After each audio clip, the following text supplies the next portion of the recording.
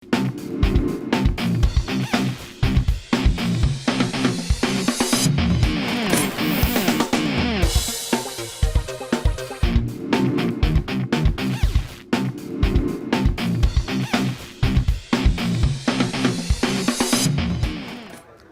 চলছে বিশ্বজুড়ে। Football, cricket ছাড়াও খেলার রয়েছে এক দীর্ঘ ফর্দ।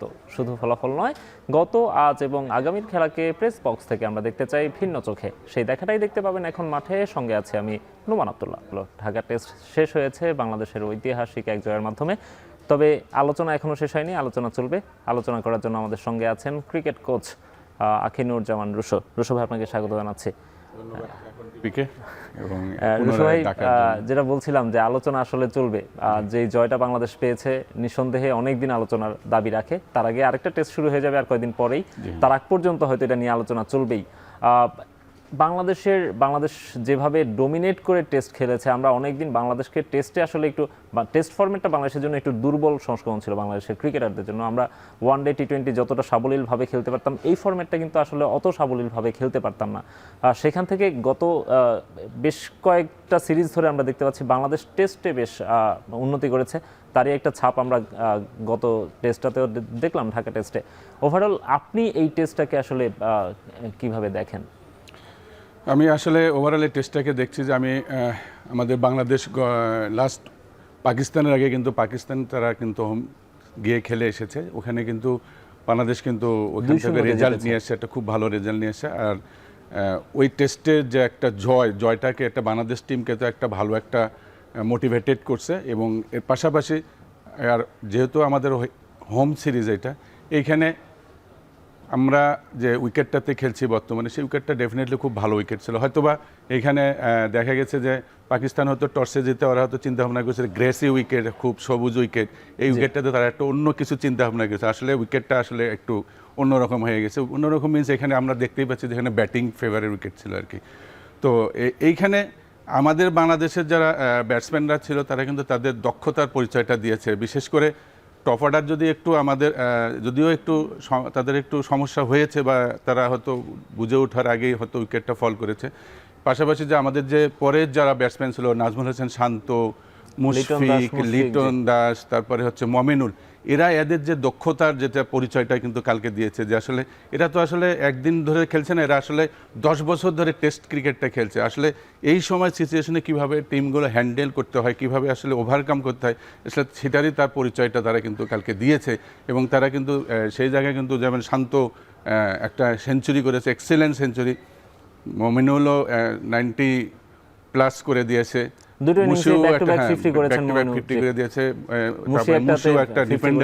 মুশিদ তো কথা আমরা বলতেই পারি যে আসলে মুশিদ এখানে থাকে সেখানে আসলে নির্ভর করাই যেতে পারে। পাশাপাশি লিটনেরও কন্ট্রিবিউশন। তো সব মিলে কিন্তু আসলে এটা একটা অভিজ্ঞতা। পাকিস্তান সিরিজ ভালো, এইটার অভিজ্ঞতাটাকে এই টেস্টে বাংলাদেশ হোম সিরিজে তারা কাজে লাগিয়েছে। এবং হোম সিরিজতে একটা অ্যাডভান্টেজ থাকে, আমি বলবো যে তারা আসলে তাদের দক্ষতা এবং তাদের যে হোমের যে অ্যাডভান্টেজটা, এই অ্যাডভান্টেজটা তারা সঠিকভাবে নিতে পেরেছে ব্যাটিং পারফরমেন্স। রুশো ভাই, একেবারে শুরু থেকে শুরু করি আমি। টেস্টে আসলে বাংলাদেশের সঙ্গে পাকিস্তান টসটা জিতে তারা ফিল্ডিংয়ের ডিসিশন নিয়েছিল। মিরপুরে সাধারণত কেউ 4th ইনিংসে ব্যাট করতে চায় না।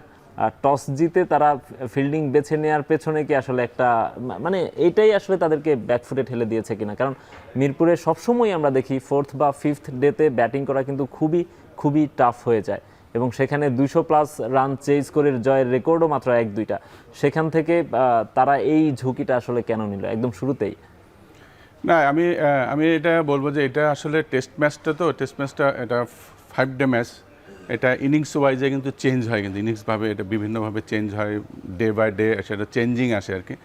সেদিকে আমরা ফার্স্ট ইনিংসে যে আমাদের টিম যে রান করেছিল প্রায় 400+ করেছিল, অপোজিট টিম পাকিস্তানে কিন্তু 400+ করতে পারেনি। সেটা আমাদের বোলারদের দক্ষতার কারণে কিন্তু করতে পারেনি।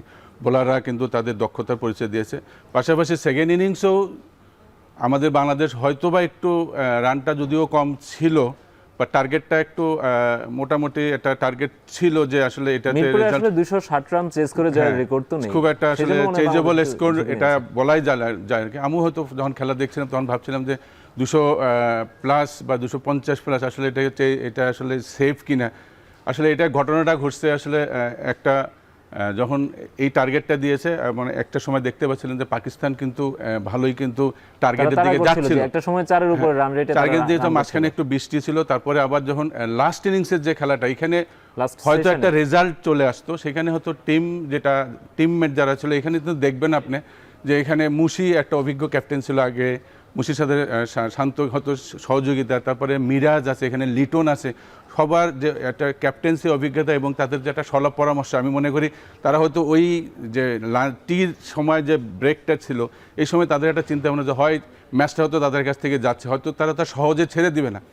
সেই সময় হয়তো আমার যেটা মানে এক্সপেকটেশন ছিল যে হয়তো তারা একটা কোনো ডিসিশন নেবে যে ম্যাচটা আমরা হারছি, মানুষ তো আর সহজে হারতে চায় না, তো হয়তো তখন চিন্তা ভাবনা করছে আমরা হয়তো এটার একটা রেজাল্ট আমরা হয় দেব নাহলে নিব, আমরা লাস্ট পর্যন্ত চেষ্টা করব। এই যে তাদের ভিতরে একটা মনে হয়, আমার ভিতরে তাদের একটা হয়তো এখানে একটা স্ট্র্যাটেজি হয়তো প্ল্যান ছিল একটা, যে আমরা এই সেশনটাতে এই অ্যাটাক করব। হয়তো দেখেন আপনার ওখানে আসার পরে কিন্তু তাদের কিন্তু বলারদের কিন্তু সব চেঞ্জ একটু আমরা দেখতে পাচ্ছেন, আসে কিন্তু সব বলাররা, যেমন নাহিদ রানাকে দেখেন যে ফিফথ স্টাম্পে বল করা শুরু করে, কেন ফিফথ স্টাম্পে বলার করছে, ওখানে কিন্তু তারা যাতে দেওয়ার উদ্দেশ্যটা হলো যে ব্যাকআপ লেন্থ দিতে তাদের জন্য খেলে, মানে একটা চার্জ করে একটি মোটামুটি একটা অ্যাটাকিং মুভমেন্ট গেছিল, তখনই হচ্ছে কি যখন এই ধরনের একটা স্ট্র্যাটেজি নিয়ে তারা গিয়েছে, তখন কিন্তু আমাদের স্ট্র্যাটেজিটা কিন্তু আমরা সাকসেস হয়েছি। নাহিদ রানা দেখেন রেজাউনকে যে আউটটা করেছে, এটা রেজাউন এটা কখনোই ভাবেনি যে এই ধরনের বল করবে, কারণ তাদের আশাটাই ছিল, তাদের স্ট্র্যাটেজিটাই ছিল যে তাদেরকে আমরা অ্যাটাক করব, এতেই যদি আমরা একটা মোমেন্টাম পেয়ে যাই তাহলে আমরা আসলে ওই সময়টা তারা এই যে নাহিদ রানা বলেন, এই যে মিরাজ বলেন, পরপর এই যে লাঞ্চে টির পরে যে ব্রেকগুলো আনছিল, এই যে পরপর 2-3টা উইকেট কিন্তু একটা মোমেন্টাম নিয়ে এসে দিয়েছে, এই মোমেন্টামটাই কিন্তু তারা ধরে রাখছে, বিধায় কিন্তু আমরা কিন্তু লাস্ট পর্যন্ত সাকসেস হতে পারছি। এইটাই কিন্তু আসল সবচেয়ে বড় কি এটা ছিল যে টিম সবার একটা কন্ট্রিবিউশন, সবার একটা কনফিডেন্স ছিল যে এই ম্যাচটা আমরা হারবো না, এই ম্যাচটা আমরা জিতবো, অ্যান্ড এই রেজাল্টটা কিন্তু ওইটাই হয়েছে, এবং সবাই কিন্তু ভালো বোলিং করেছে, ভালো ফিল্ডিং করেছে, যার ধরুন আমরা এই গতকালকে যে রেজাল্টটা হয়েছে এটা আনএক্সপেক্টেড, আমিও আশা করিনি, এটা সব কৃতিত্ব আমরা বলবো বলার না। গতকাল প্রেস কনফারেন্সে শান্ত বলছিলেন যে ম্যাচটা সকাল থেকেই তারা ভাবছিলেন যে এই ম্যাচ তারা জয়ের জন্যই যাবেন, এবং যখন টি ব্রেক চলছিল তখনও তারা জয়ের জন্যই যাবেন বলছিলেন। একটা অ্যাগ্রেশন ছিল, আমরা যেই অ্যাগ্রেশনটা হচ্ছে টেস্ট ক্রিকেটে বাংলাদেশের কাছে খুব একটা দেখতাম না। এই যে আপনি যেটা বলছিলেন যে ঝুঁকিটা নেয়া, 240 রান করে ইনিংসটা ডিক্লেয়ার করা, 75 ওভার মতো তখনও খেলা বাকি, 267-68 রানের টার্গেট তাদেরকে দেয়া, একটা ঝুঁকি কিন্তু থেকে যায়। 4-এর কম রান রেট তারা, আমরা দেখেছি পাকিস্তান শুরু থেকে কিন্তু আস্কিং রান রেট মেনটেন করছিল, ইভেন 4-এর উপরে রান তারা নিচ্ছিল। ইভেন এই যে আপনি নাহিদ রানার কথা বলছিলেন, নাহিদ রানা কিন্তু অনেকটা ওয়ান ডে স্টাইলে রান দিয়েছেন, তিনি চাচ্ছিলেন যে ব্যাটাররা চার্জ করুক, উইকেটগুলো যাতে বের হয়ে আসে। বাংলাদেশের এই অ্যাগ্রেসিভ মুডটা কিন্তু আমরা অনেক বছর টেস্ট ক্রিকেটে দেখিনি, নতুন বাংলাদেশ দেখছেন কিনা আসলে? না, এটা নতুন বাংলাদেশ মানে আপনার এখন মানে টেস্টগুলো খেলতে গেলে টেস্টের রেজাল্ট কিন্তু আপনার দেখবেন যে লাস্ট ডেতেই কিন্তু ডিসাইড হয় আর কি, কিন্তু তো এইখানে আপনাকে নতুন কিছু চিন্তা ভাবনা করতে হবে, আপনি জেতার জন্য আপনাকে খেলতে হবে, এখানে যদি আপনি ড্রর জন্য খেলেন তাহলে কিন্তু রেজাল্ট হবে না। এই যে চিন্তা ভাবনাগুলো আমাদের যে বাংলাদেশ টিমের যে ক্যাপ্টেনদের মধ্যে যে এই চিন্তা ভাবনাগুলো এবং সিনিয়র প্লেয়ারগুলোর সাথে যে আলোচনা করে যে ডিসিশনগুলো হচ্ছে, আমি এইটাতেই আমরা মনে করছি যে আসলে চিন্তাধারা চেঞ্জ হয়েছে, এবং এই চিন্তাধারার চেঞ্জটাই আমাদেরকে জেতার দিকে নিয়ে যাচ্ছে। কিন্তু আমরা যদি ডিফেন্সিভ মুভমেন্টে থাকি তাহলে কিন্তু হবে না, আমাদেরকে অ্যাটাকিং মুভমেন্টে যেতে হবে, উইনিং মুভমেন্টে যেতে হবে। অনেকদিন বাংলাদেশকে ম্যাচ ড্র করতে দেখেছি, এভাবে ম্যাচ বের করে আনতে খুব কম দেখেছি। হ্যাঁ, এই যে আমি বললাম যে সবার একটা আশা ছিল, সবাই একটা চেষ্টা ছিল যে আমরা ম্যাচটা জিতবো, ম্যাচটা জিততে চাই, এই যে সবার চাওয়াটাই কিন্তু একটা বড় রেজাল্ট এনে দিয়েছে। রাইট রুশো ভাই, আমরা এই যে নতুন বাংলাদেশ বা বদলে যাওয়া বাংলাদেশের কথা বলছি, আমরা বাংলাদেশ কিভাবে বদলে যাচ্ছে সেটা একটু দেখতে চাই পরিসংখ্যানগত দিক থেকে। বাংলাদেশ টেস্টে আমরা যেটা বলছিলাম যে অনেক বছর আমরা রেজাল্ট পাচ্ছিলাম না, সেখান থেকে এখন আমরা দেখছি যে বাংলাদেশ রেজাল্ট বের করে আনতে পারছে। পাকিস্তানের এগেনস্টে যদি বলি, আমরা পাকিস্তানের বিপক্ষে আমরা কিন্তু লাস্ট 3টা টেস্টে টানা জিতলাম, যেটা বাংলাদেশের জন্য একসময় স্বপ্নের মতো ব্যাপার ছিল। বাংলাদেশ টেস্টে তাদেরকে এর আগে কখনো হারাতে পারেনি, সেখান থেকে পর্ব 3বার তাদের সঙ্গে জিতেছে। আয়ারল্যান্ডের সঙ্গে বাংলাদেশ হোমে 2-0 সিরিজ জিতেছে। শ্রীলঙ্কার বিপক্ষে যদিও হারতে হয়েছে, তার আগে জিম্বাবুয়ে এবং ওয়েস্ট ইন্ডিজের বিপক্ষেও বাংলাদেশ একটি করে জয় পেয়েছে। অর্থাৎ টেস্টে বাংলাদেশের যদিও এখনও রেশিওটা, জয় হারের রেশিওটা এখনও সমান বা একটু কম বেশি হবে, কিন্তু বাংলাদেশ যেভাবে বাউন্স ব্যাক করছে বা বাংলাদেশ টেস্টে যে একটা জয়ের ধারায় ফিরছে, বা ব্যাটাররা বোলাররা সম্মিলিতভাবে যে জয়ের জন্য লড়াই করছে, এই চেহারাগুলো আমাদের কাছে মনে হয় একটু নতুন, নাকি রুশো ভাই? না, এই চেহারাগুলো অবশ্যই নতুন, তো অবশ্যই, কারণ আমরা বেশ 7টা-8টা টেস্ট আমরা যদি গততে যাই, এই টেস্টগুলো কিন্তু বাংলাদেশ কিন্তু বেশ ভালোই খেলেছে, কারণ তারাও কিন্তু চিন্তা ভাবনা করছে যে আমরা আসলে টেস্ট খেললে আমরা টেস্টের মতো খেলতে চাই। বা এই যে আমাদের অনেকগুলো সিনিয়র প্লেয়ার আছে এবং আমাদের প্লেয়ারদের ভিতরে এই মেন্টালিটিটা চেঞ্জ হয়ে যায়। মেন্টালিটিটা চেঞ্জ হওয়াটাই কিন্তু সবচেয়ে বড় জিনিস। যখন এই জিনিসটা যখন চেঞ্জ আসবে, কারণ চেঞ্জ তো অবশ্যই আসছে এখানে, কারণ এখানে আপনার অনেক সিনিয়র প্লেয়ার আছে, কারণ এখানে কিন্তু ব্যাটসম্যান কিন্তু 6 জনই খেলে। এই 6 জনের মধ্যে 2-3-4 জন খেলে দিলেই কিন্তু একটা টিমের একটা ভালো রেজাল্ট হয়। সেইখানে আমাদের এখানে ভালো এক্সপিরিয়েন্স প্লেয়াররা আছে, মুশি আছে, শান্ত আছে, মমিনুল আছে, লিটন আছে। তো এই অ্যাডভান্টেজটা আমরা পাচ্ছি এবং তারা যে অনেক দিনের কেরিয়ারটাকে তারা আজকে যে কাজে লাগাচ্ছে, এইটাই হচ্ছে আমাদেরকে সামনের দিকে নিয়ে যাচ্ছে। এবং যারা নতুন আছে তাদেরকে দেখে কিন্তু তারা নতুনরাও কিন্তু তৈরি হচ্ছে, যে আসলে একটা এক্সপিরিয়েন্স কজন লাগে। মুশির কথা বলেন, মুশি আজকে দেখেন আপনি মনে করেন টেস্ট খেলতে, তারপর সচিনের নিয়ারেস্ট, সচিনের কাছে সচিন লংগেস্ট টাইম ধরে খেলতেছে, এটা কিন্তু বড় ধরনের একটা অনেক বড় ব্যাপার। প্লেয়ারদের জন্য একটা মোটিভেশন, 20 বছরের বেশি ধরে খেলা। কিন্তু এখানে যারা শান্তরা আছে এরাও কিন্তু প্রায় 10 বছর, এই যে বাকি মমিনুল আছে, এরা সবাই এক্সপিরিয়েন্স। মমিনুলের 12 বছর 13 বছর হয়ে গেছে অলরেডি। এই সবার এই যে বড় বছরের লং একটা ক্যারিয়ার, বড় ক্যারিয়ার, এইটাকে আমাদের সামনের দিকে এগিয়ে নিয়ে যাচ্ছে আমি মনে করি আর কি। রাইট। আর রুশো ভাই, আমরা বাংলাদেশের ক্রিকেট নিয়ে, বাংলাদেশের টেস্টে সাফল্যের পেছনে কাহিনীগুলো নিয়ে আপনার সঙ্গে আরো আলোচনা করবো। তার আগে ছোট একটা বিরতি নিব। এখন মাঠে নিচ্ছে একটা বিরতি, ফিরছি একটু পরেই। বাংলাদেশের ঐতিহাসিক জয় নিয়ে রুশো ভাই, আমরা যেটি বলছিলাম যে বাংলাদেশ যেভাবে খেলেছে, যে অ্যাগ্রেশন দেখিয়েছে, পেছন থেকে সবকিছুই আসলে, যদি আপনি ফিল্ডিংয়ের কথা বলেন, যদি আপনি বোলার রোটেশনের কথা বলেন, সব কিছুই তো ক্যাপ্টেনকেই দেখতে হয়। বা এই যে ডিসিশনের কথা, বা প্লেয়ারদেরকে মোটিভেট করা, বা হচ্ছে আমরা কখন কিসের জন্য যাব, কখন অ্যাটাক করব, এই ডিসিশনগুলো তো ক্যাপ্টেনই নেন সাধারণত। অন্যদের সঙ্গে সলা পরামর্শ করেছেন, সিনিয়র ক্যাম্পেইনাররা আছেন আপনি বলছেন। তারপরও শান্তকে অ্যাজ এ ক্যাপ্টেইন আপনি আসলে কিভাবে রেট করেন? আচ্ছা, শান্তকে আমি অ্যাজ এ ক্যাপ্টেন, আমি যা দেখছি, আমি টেস্ট ক্যাপ্টেন হিসেবে আমি তাকে বর্তমান যুগের আমি সেরা ক্যাপ্টেন বলবো আর কি, শান্ত। এখন তার ওইখানে ডিসিশন নেওয়ার যে ক্ষমতাটা, সে কিন্তু একটা খুব সুন্দর ডিসিশন নিতে পারে, হেজিটেট ফিল করে না আর কি। এই জিনিসটাও আমি দেখেছি। আর সেটা যে কাজটা করে সে কিন্তু বোল্ডলি করে আর কি, যে না এটাই করবো আমরা। তো এই জায়গাটাতে আমি শান্তকে আগে রাখবো। শান্ত যেহেতু এর আগেও ওয়ানডেতে ক্যাপ্টেন্সি করেছে, তিনটা ফরম্যাটেই তিনি ক্যাপ্টেন্সি করেছে, টেস্টে এখন হয়তো তার দায়িত্ব আছে। তা আমার মনে হয় শান্ত যে টেস্টে ভালো করছে, এটার আমি কারণটা আমি বলবো যে শান্ত এখন একটা জিনিস নিয়ে চিন্তা করতে পারছে, একটা টেস্ট ফরম্যাট নিয়ে চিন্তা করতে পারছে। আর যদি 3টা ফরম্যাট থাকে, আমি এখানে একটু হয়তো অন্যের সাথে আমার মতটা একটু বিরোধ হয়ে যাবে। আসলে 3টা ফরম্যাট অনেকগুলো প্রেশার ক্রিয়েট করে আর কি। একজনের একটা ক্যাপ্টেন, ও এখন টেস্ট আছে, আমি ও টেস্টটা হতো এখন টেস্ট নিয়ে চিন্তা ভাবনা করছি যে আমি টেস্টে আমি কীভাবে আমার ক্যাপ্টেন্সিটা হবে, টেস্টে আমি এই প্লেয়ার আমারগুলো আছে, এদেরকে আমি কীভাবে তাদেরকে আমি ইউজ করব, তাদেরকে আমি কীভাবে তাদের সাথে আমরা কীভাবে আলোচনা করে তাদেরকে নিয়ে আমি এই টেস্টটাকে আমি সামনের দিকে নিয়ে যেতে পারি।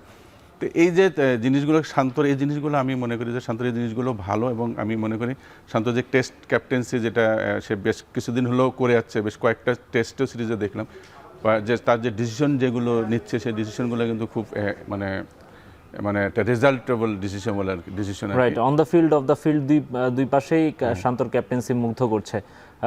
মানে অফ দ্য ফিল্ডে আমরা যদি বলি যে প্লেয়ারদের সঙ্গে রিলেশনশিপের কথা, সেটিও বলতে পারি। At the same time on ফিল্ডে তিনি যেভাবে, যেটি আমরা বলছিলাম, আপনিও বলছিলেন, অন ফিল্ডে তিনি যেসব ডিসিশন নিচ্ছেন, রেজাল্ট নিয়ে আসছে বাংলাদেশের জন্য। আরেকটা ব্যাপার আছে, সেটা হচ্ছে ক্যাপ্টেন শান্ত যখন ব্যাটার হিসেবে খেলেন, তখন তার পারফরমেন্সও বদলে যায়। আমরা সাধারণত যেটা জানি যে বাংলাদেশে যারা ক্যাপ্টেন হন, ফর্মে থাকা অবস্থায় ক্যাপ্টেন হন, তারপর ক্যাপ্টেন্সির দায়িত্ব সামাল দিতে গিয়ে তারা ফর্ম হারিয়ে ফেলেন। এ ধরনের অসংখ্য উদাহরণ বাংলাদেশে আছে। এক্সেপশনাল ক্যারেক্টার মনে হচ্ছে শান্ত। আমরা পরিসংখ্যানগত দিক থেকেও সেটি দেখতে পাবো। তার আগে একটা তথ্য আপনাকে দিই, সেটা হচ্ছে যে এই টেস্টে তিনি একটা সেঞ্চুরি করেছেন ফার্স্ট ইনিংসে, সেকেন্ড ইনিংসে তিনি 87 করেছেন। টেস্ট ক্রিকেটের 150 বছরের ইতিহাসে শান্ত দ্বিতীয় অধিনায়ক হতে পারতেন যদি তিনি পরপর দুটো ইনিংসে সেঞ্চুরি করতে পারতেন, রিকি পন্টিংয়ের পরে। আমরা আরও একটা তথ্য বলতে পারি, সেটা হচ্ছে যে কনভার্সন রেটে তিনি 50 থেকে তিনি সেঞ্চুরিতে যেভাবে, যে রেশিওতে তিনি সেঞ্চুরিতে কনভার্ট করেন 50গুলোকে, সেটিও ওয়ার্ল্ড ক্লাস। খুব সম্ভবত বিশ্বের 3rd অবস্থানে তিনি আছেন টেস্ট ক্রিকেটের হিস্ট্রিতে। অ্যাট দ্য সেম টাইম আমরা এই পরিসংখ্যানটাও দেখতে পারি যে ক্যাপ্টেন হিসেবে তিনি 17টা ম্যাচ খেলেছেন, সেখানে তিনি রান করেছেন 1203, তার গড় হচ্ছে 40-এর বেশি। যেখানে শুধু ব্যাটসম্যান হিসেবে ক্যাপ্টেন ছাড়া তিনি যখন খেলেন তখন তার গড়টা হচ্ছে 30-এরও নিচে, অর্থাৎ ক্যাপ্টেন হিসেবে যেখানে তার প্রেশার আসার কথা উল্টো সেখানে তার পারফরমেন্সটা বেড়ে যাচ্ছে। এটার কারণটা কি আসলে রুশো ভাই? আচ্ছা, এটার কারণটা আমি বলবো যে এজ এ শান্তর আমি বললাম যে একটা তার চিন্তাধারাটা একটা জায়গার ভিতরে ছিল, এবং ক্যাপ্টেন হিসাবে তার যে টেস্ট ম্যাচে যে তার যে এখন যে ধারাবাহিক পারফরমেন্সটা আছে, আসলে সে আসলে চিন্তাভাবনা তার, আমি যেটা মনে করি সে দেশের জন্য খেলছে, সে দেশের জন্য পারফর্ম করবে। সে কারোর জন্য হয়তো ডিপেন্ড করে না যে আমি আউট হয়ে গেলে ও তো আছে, মোমিনুল আছে, অমুক আছে, আসলে সে কারোর উপরে আসলে ভরসা করতে চায় না।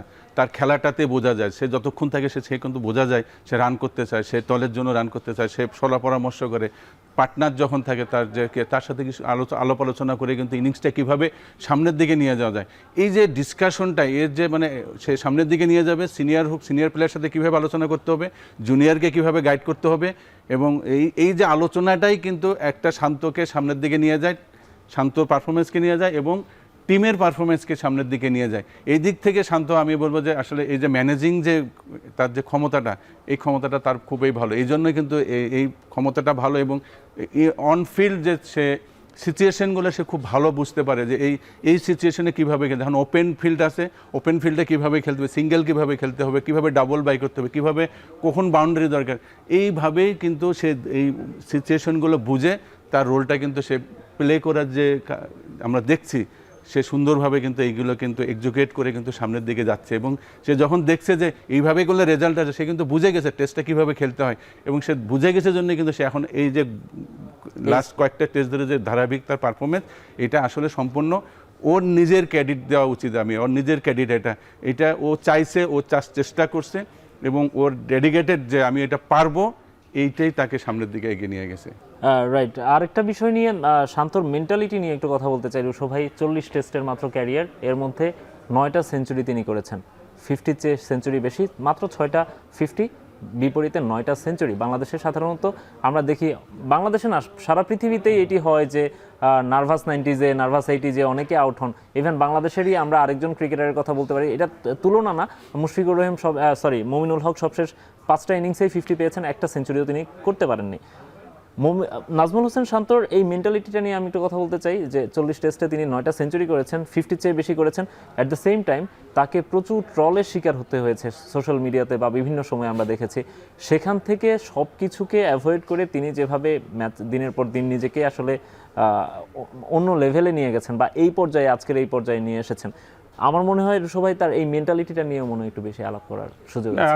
আপনি এটা ভালো জায়গায় ধরেছেন। মেন্টালিটিটা আসলে অনেকে এটাকে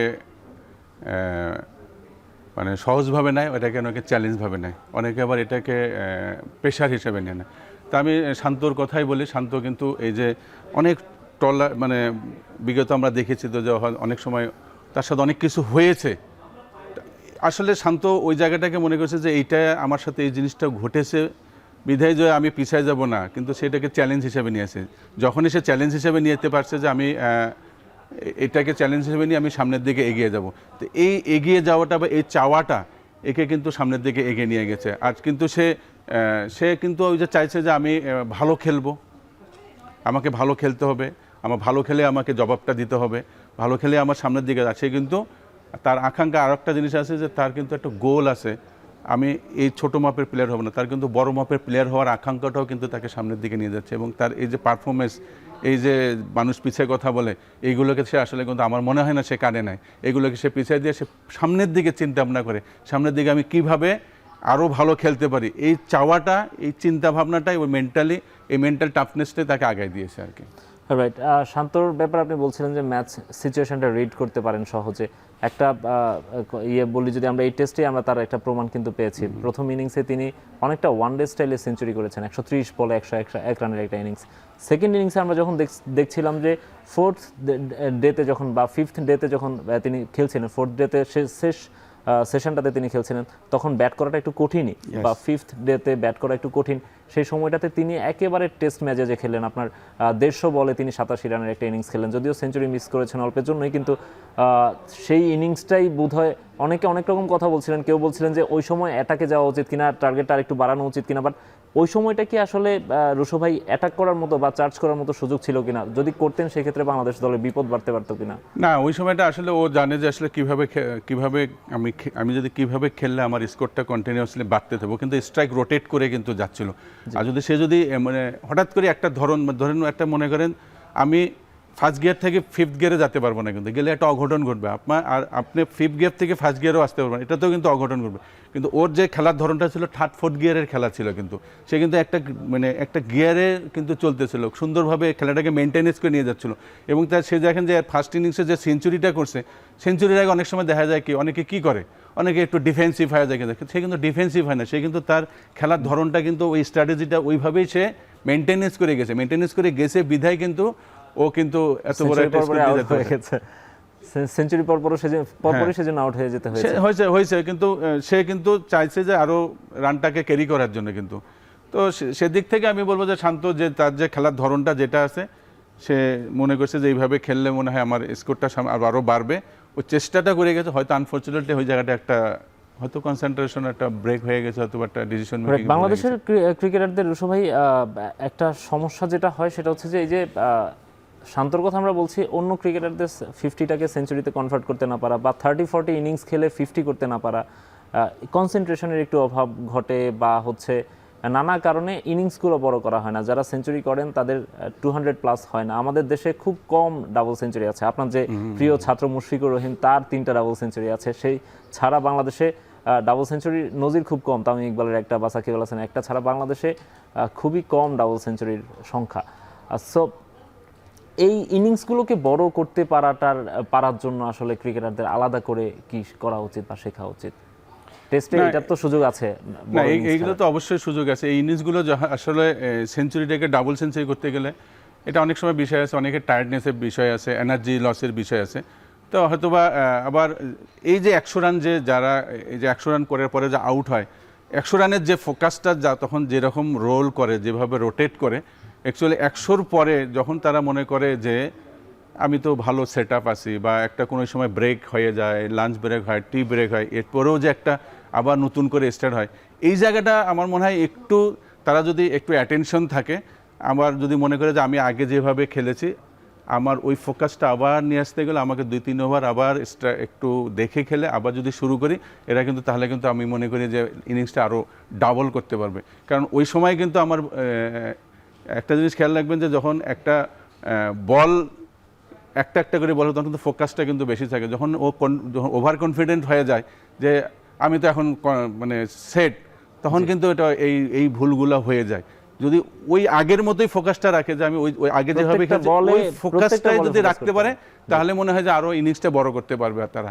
তা আমি মনে করি যে তারা হয়তো এগুলা নিয়ে হয়তো আলোচনা করে, তারা বসে এই ইনিংসে হয়তো আমরা আশা করব যে যেহেতু ওরা সেঞ্চুরি করছে, সামনে হয়তো এরকম আমরা বড় ইনিংসও দেখতে পারবো। হয়তো এই চিন্তা ভাবনাগুলো তারা তো বসে থাকে না যে 100টাকে ডাবল করা কি যায়, যেহেতু তারা 100 কন্টিনিউয়াসলি ও করতেছে, 70-90 করতেছে, তারপরে যারা হয়তো 100 করতে পারছে না, তারাও হয়তো এটা নিয়ে চিন্তা ভাবনা করতেছে আসলে এই জায়গাটা কেন আমি ফল ডাউন করছি। যে আমার মতে এই জায়গাটা তাদের একটু চিন্তা ভাবনা করা উচিত যে আসলে আমি আগে কিভাবে এই 70 করার সময় কীরকম ফোকাস ছিল, 70-এর পরে যা আমি আউট হলাম, এই জায়গাটা আমার কেন আউট হলাম, এটা যদি তারা একটু ফাইন্ড আউট করতে পারে, তারা আমার মনে হয় সামনের দিকে তারা 100টাও পার করতে পারবে। মুশফিকুর রহিমকে নিয়ে একটু জানতে চাই, তার সঙ্গে আপনার কথা হয়েছে কিনা? ফার্স্ট ইনিংসে তিনি 50 করেছেন, 101তম ম্যাচ তিনি খেলতে নেমেছিলেন, এখনও সেই তরুণ বয়সের মতোই খেলে যাচ্ছেন।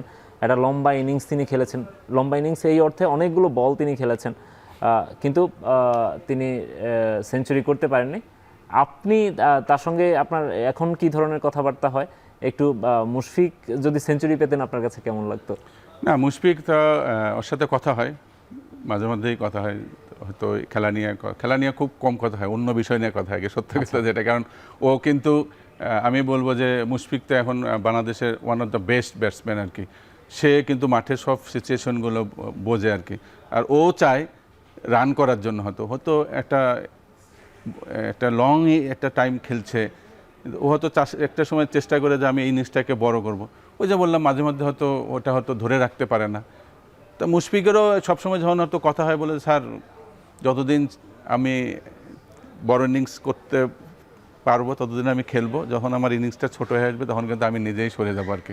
মানে এই ধরনের তার চিন্তা, কিন্তু তার চিন্তা ভাবনাটা সবসময় যে আরও সে বেশি, আরও 5-6 বছর সে খেলতে চায়, অনায়াসে আমি 5-6 বছর খেলতে পারবো।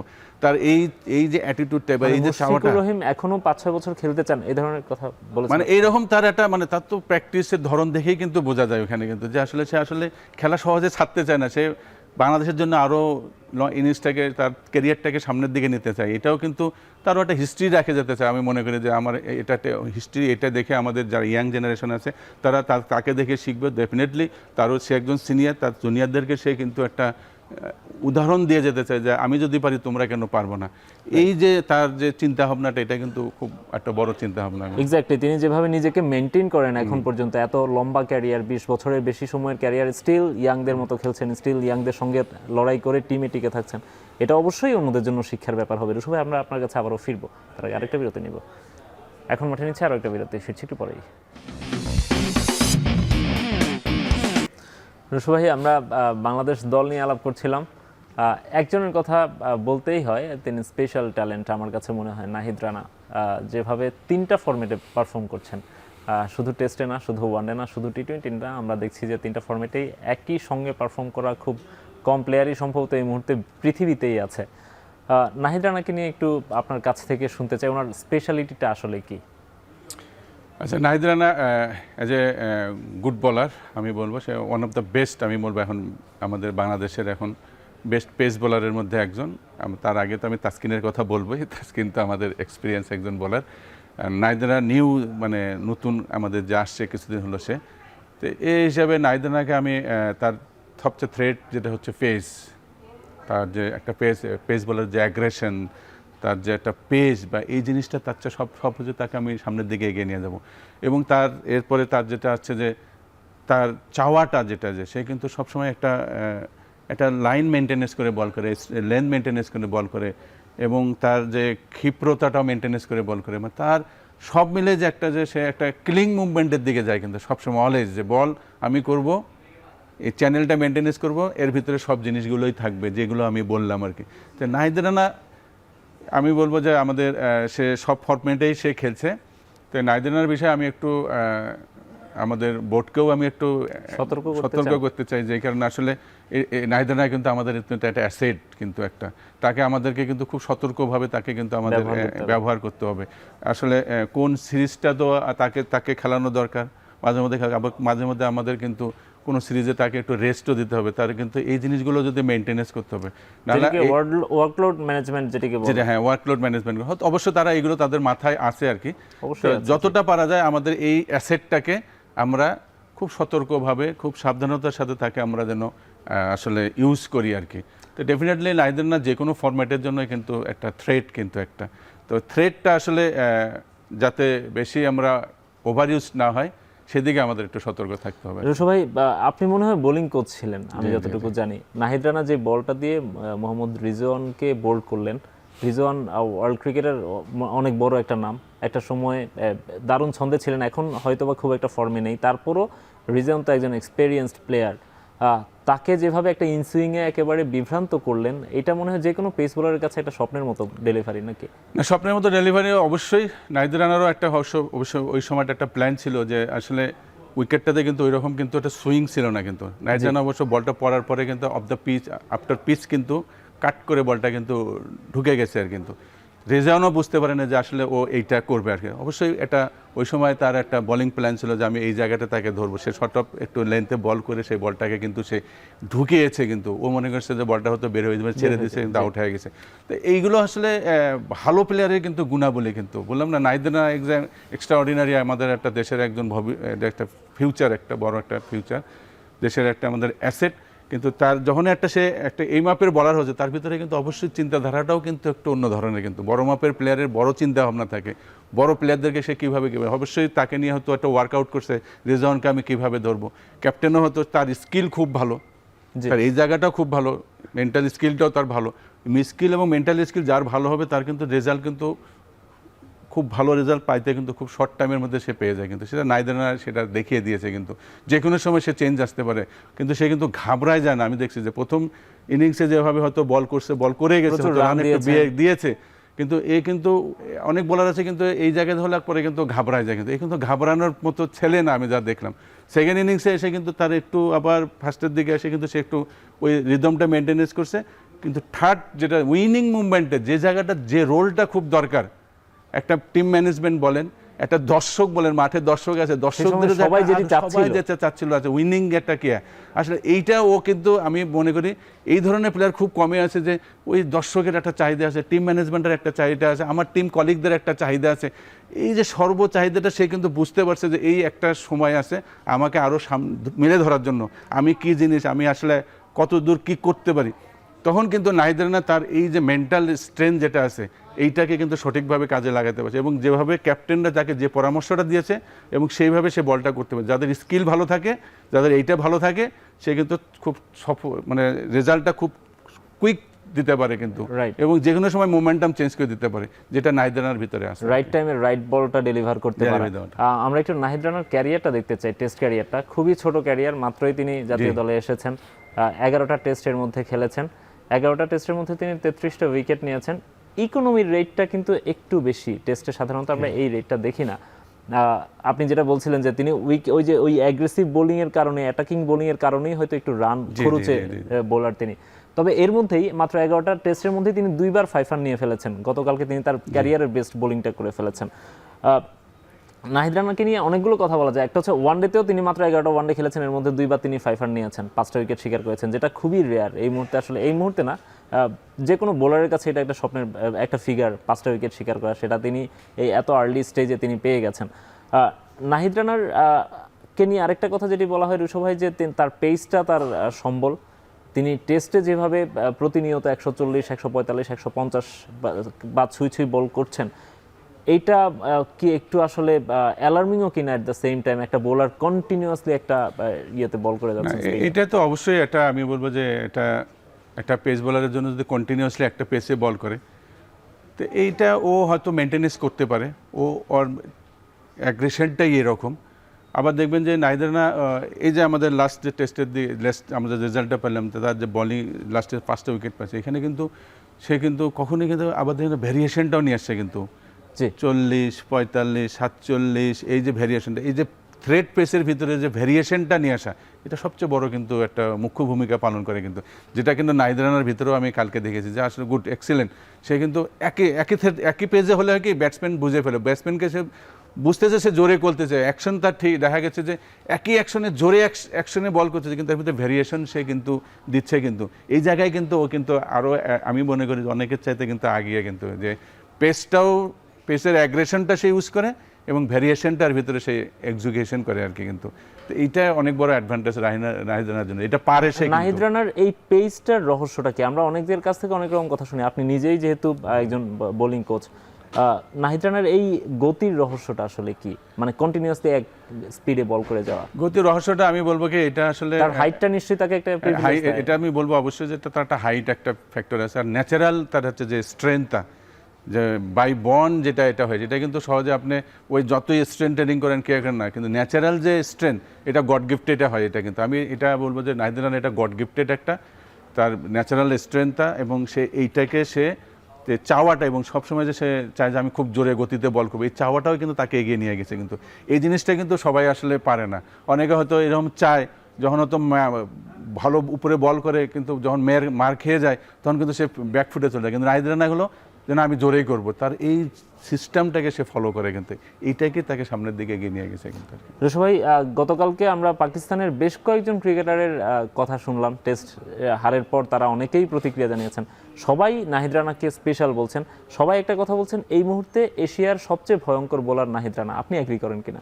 না, অবশ্যই আমি এগ্রি করি, কারণ নাহিদ রানা যেখানে বুমরা আছে, কারণ নাহিদ রানা পাকিস্তানেরা অবশ্যই এই কারণে বলেছে, নাহিদ রানা কিন্তু লাস্ট পাকিস্তান পিএসএল খেলে আসছে, কিন্তু পিএসএল এ কিন্তু সে কিন্তু খুব ভালো বোলিং করে আসছে, ডেফিনেটলি ওইখানে পাকিস্তানের উইকেটও কিন্তু ওখানে ভালো, তো ডেফিনেটলি তারা ওই যে ওখানে নাহিদ রানা খেলছে, তারা কিন্তু একটা নাহিদ রানাকে থ্রেট হিসেবে ধরে নিয়ে আসছে বিধায় কিন্তু তারা কিন্তু আজকে এই ভুলটা করছে, বিধায় তারা কিন্তু আজকে কিন্তু নাহিদ রানার কাছে পরাস্ত হয়েছে, কিন্তু এই জন্য তারা হয়তো নাহিদ রানাকে এগিয়ে দিয়েছে, এটা ডেফিনেটলি এটা তার যে মানে যোগ্যতার প্রমাণটা কিন্তু সে দেখিয়ে দিয়েছে, এবং সেই যোগ্যতাটা আবার দেখিয়ে দিয়েছে যে আমি কে, তো নাহিদ রানা আসলে স্পেশাল, আমি বলবো যে নাহিদ রানা স্পেশাল আসলে সব সময় পাওয়া যায় না। স্পেশাল হয়তো একটা স্পেশাল বহুদিন পরে আসবে। সাকিব যেরকম একটা স্পেশাল, মুশি যেরকম একটা স্পেশাল, আমাদের মমিনুল এক ধরনের কিন্তু স্পেশাল। এই ধরনের ট্যালেন্ট কিন্তু আমরা খুব কমে যায়। যেমন আমাদের ক্যাপ্টেন আমাদের হচ্ছে শান্ত, ও একটা এখন স্পেশালের দিকে চলে যাচ্ছে, এক্সেপশনাল। ছোট্ট করে একটু বলবেন রুশো ভাই যে এই যে নাহিদ রানা টেস্টে তিনি পাকিস্তানে যেখানে খেলেছেন সেখানে তিনি 4 উইকেট নিয়েছিলেন, পিএসএল এ খেলে এসেছেন, সেটাই কি পাকিস্তানিদের মনে একটা ভয় ঢুকিয়ে দিয়েছিল কিনা আসলে, এটা নিয়ে আমরা আলোচনায় আসবো রুশো ভাই। তার আগে একটা বিরতি নিব, এখন মাঠে নিচ্ছে আরও একটা বিরতি, ফিরছি একটু পরেই। আমরা যেটা বলছিলাম বিরতির আগে যে পাকিস্তানের টেস্ট খেলতে গিয়েছিলেন বাংলাদেশ, যেখানে ঐতিহাসিক একটা সিরিজ জয় করেছিল তাদের মাটি থেকে 2-0-তে তাদেরকে হোয়াইট ওয়াশ করে এসেছিল, সেখানে নাহিদ রানা একটা ইনিংসে 4 উইকেট শিকার করেছিলেন। সেখানে যেমন তিনি থ্রেট দেখিয়েছেন, শুরু করেছিলেন, এরপর পিএসএলে তিনি যেভাবে খেললেন, সেই সবই কি আসলে পাকিস্তানি ব্যাটারদের মনে একটা ভয় ঢুকিয়ে দিয়েছে কিনা? এটা অবশ্যই আমি তো বলবো যে আসলে যেহেতু ওখানে খেলে আসছে, তারা নাহিদকে দেখেছে, নাহিদ কতটা ডেঞ্জারাস। মানে আসলে একে একটু এই যে তারা যে আসার সময় যে একটা প্ল্যান করেছে নাহিদকে দেখে খেলতে হবে, নাহিদ খুব ডেঞ্জারাস, নাহিদ খুব ফাস্টেস্ট বোলার, যে কোনো সময় সে একটা অঘটন ঘটাই দিতে পারে, তার এই ধরনের ক্যাপাবিলিটি আছে। এই যে চিন্তাটা তাদেরকে ব্যাকফুটে দিয়েছে আমি মনে করি আর কি। তারা নাহিদকে ভয় করে আসছে বিধায় তারা আজকে কিন্তু নাহিদের কাছে পরাস্ত হয়েছে। আর নাহিদ যখন বোলিং করে নাহিদের ভিতর দেখবেন কিন্তু নাহিদ কিন্তু ওই কে বলার, কে ইন্টারন্যাশনাল ব্যাটসম্যান, কে ওই অমুক ব্যাটসম্যান, এইটা চিন্তা করে নাহিদ চিন্তা ভাবনা করে যে আমাকে ভালো বল করতে হবে, আমাকে উইকেট টু উইকেটও বোলিং করতে হবে, আমাকে মানে ভালো বোলিং করতে হবে, একটা থ্রেড তাকে দিতে হবে, তাকে একটা আতঙ্ক দিতে হবে যে আমি এই ভালো বলটা করতে পারি। এই যে চিন্তাটা নাহিদকে, সে কিন্তু ওই ব্যাটসম্যানকে যে অমুক ব্যাটসম্যান, অনেকে আছে ব্যাটসম্যান দেখে ভয় খেয়ে যায়, সে ভয় করার মতো বলার না, সে একটু অন্য টাইপের বলার আর কি। এই তার যে মেন্টালিটিটা, এটাকে তাকে আসলে অনেক আগায় দিয়েছে কিন্তু এই কারণেই নাহিদ রানা তাদের কাছে কিন্তু থ্রেট হয়ে গেছে আর কি। রাইট, অন্য যে পেসাররা আছেন রুশো ভাই, তাদের নিয়ে একটু আপনার কাছ থেকে শুনতে চাইবো। তাসকিন এক্সপেরিয়েন্সড ক্যাম্পেইনার, এবাদত অনেকদিন পরে ফিরেছেন, মানে আগে সিরিজেও খেলেছেন, বাট অনেকদিন পরে, মাঝখানে অনেকদিন তিনি ইনজুরির কারণে ব্রেকে ছিলেন। বাংলাদেশের এখন যে পেস অ্যাটাকটা আছে, এই অ্যাটাকটাকে আপনি কিভাবে দেখছেন? না, ডেফিনেটলি আমি বর্তমান যে বাংলাদেশের পেস অ্যাটাক তো অবশ্যই আমি আগায় রাখবো, আমি পাকিস্তানের সাথে আগায় রাখবো। পাকিস্তানও ওরাও ভালো বোলিং করছে, আর আমাদের যে বর্তমান যে পেস অ্যাটাক আছে নাহিদ রানার সাথে আছে আমাদের তাসকিন, মানে মোস্ট এক্সপিরিয়েন্স বোলার কিন্তু সে কিন্তু দেখেন যখন আমাদের কোনো একটা ব্রেক থ্রো হয় তখন কিন্তু তাসকিন কিন্তু ব্রেক থ্রুগুলো দিয়ে দিচ্ছে, কিন্তু তাসকিন জানে যে কোন সময় কি করতে হবে, তার এই যে এক্সপিরিয়েন্সটাকেই কিন্তু আমাদেরকে কিন্তু টিমটাকে আগায় দিচ্ছে। এবং নাহিদ রানারাও কিন্তু তাকে কিন্তু ফলো করে, আলোচনা করে, কিন্তু তারা এমন না যে আলোচনা করে না। এবং ইবাদতও আছে, অনেকদিন পরে আসেও আমি বলবো না যে সে খারাপ বোলিং করছে, সে চ্যানেলটাকে মেনটেনেন্স করার চেষ্টা করছে, হয়তো তার ফলে হয়তো উইকেট কম পড়ছে, কিন্তু এইদিকে হয়তো নাহিদ রানা, তাসকিন, তাদের যে রোলটা ছিল তাদের রোলটা কিন্তু কাজে লাগিয়ে দিয়েছে। কিন্তু যখন একজন বোলার ভালো বল করে তখন কিন্তু আরেকজন বোলারও কিন্তু ভালো করার জন্য চেষ্টা করে। কিন্তু সে যেহেতু আমাদের এই বোলিং পেস যে সেট আপ যেটা আছে আমাদের বর্তমান যেটা, এটা আমি বলবো যে পাকিস্তান আর বাংলাদেশের মধ্যে বলবো আমি বেস্ট পেস সেট আপ, আমাদের বেস্ট পেস বোলিং অ্যাটাকার আমি বলবো। পাশাপাশি আমি যদি এখন বলি যে আদার্স বোলাররা, তাদেরকে কিন্তু আমি খাটো করে দেখবো না। যারা স্পিন বোলার আছে ডেফিনেটলি মিরাজ বলেন, মিরাজ তো প্রথম ইনিংসে অলরেডি 5 রান নিয়ে তিনি তো খেলার মোড়টা ঘুরিয়ে দিয়েছেন। যেহেতু মিরাজ আছে, এখানে তাইজুল আছে, এরা এই দুজন কিন্তু আরও অনেক দিন ধরে খেলে, 10 বছর 15 বছর ধরে খেলে। কিন্তু এরা কিন্তু ওই কালকে যে সব বোলারগুলো আমাদের ভালো করছে, পেস ইউনিটটা ভালো করার পাশাপাশি যে স্পিন ইউনিটটা ভালো করছে, তাদের এক্সপিরিয়েন্স, তাদের এই যে উইকেট রিড করে যে খেলার যে দক্ষতাটা, এটা তাদেরকে যে অভিজ্ঞতাটা তাদেরকে কিন্তু আমাদেরকে আগে, এবং সবাই কিন্তু বেশ যারা আছে তারা অনেক দিন ধরেই খেলছে, তারা জানে যে কোন সিচুয়েশনে কী ধরনের বোলিং করতে হবে। মিরাজের কথাই ভাবেন, দেখেন যে মিরাজ একটা সিচুয়েশনে আছে, দেখেন কত সুন্দর বোলিং করে গেছে, উইকেটে হয়তো টার্ন নাই, খুব একটা টার্ন নাই, সেই উইকেটে কেমনে টার্ন করতে, টার্ন না থাকলে ভ্যারিয়েশনটা সে দিচ্ছে, ড্রপ করাচ্ছে, মাঝে মধ্যে ব্যাটসম্যানকে দ্বিধাদ্বন্দ্বের মধ্যে ফেলা দিচ্ছে। আবার এইখানে আমাদের বলারদেরকে কীভাবে ইউজ করতে হয়, ক্যাপ্টেন দেখেন কিন্তু ও বারবার সাফল করতেছে, একবার নাহিদ রানা আসতেছে, একবার ইবাদত আসতেছে, একবার এই স্পিনার আসতেছে। মানে এই যে একটা মোমেন্টাম যখন একটা থাকে, উইনিং মোমেন্টাম থাকে, তখন রেজাল্ট আনার জন্য যে ধরনের জিনিসগুলো করা উচিত, বোলিং চেঞ্জিংগুলো, এবং আমার যে বোলাররা আছে তাদের প্রতি যে একটা আস্থা, সেই আস্থাটা কিন্তু বোলাররাও তার আস্থাটাকে রাখতে পেরেছে এবং তাদের যে উপর যে ভরসা ছিল শান্ত সেখানে কিন্তু সাকসেস হতে পেরেছে। এই জন্যই কিন্তু আমাদের রেজাল্টটা কিন্তু কালকে এসেছে কিন্তু। রাইট, সবকিছু মিলিয়েই ঢাকা টেস্টে বাংলাদেশ যেভাবে পারফর্ম করলো, 15টা সেশনের মধ্যে যদি বৃষ্টির বাধা বাদ দেয় তাহলেও 12-13টা সেশন হয়েছে, বাংলাদেশ ডোমিনেট করেই খেলেছে।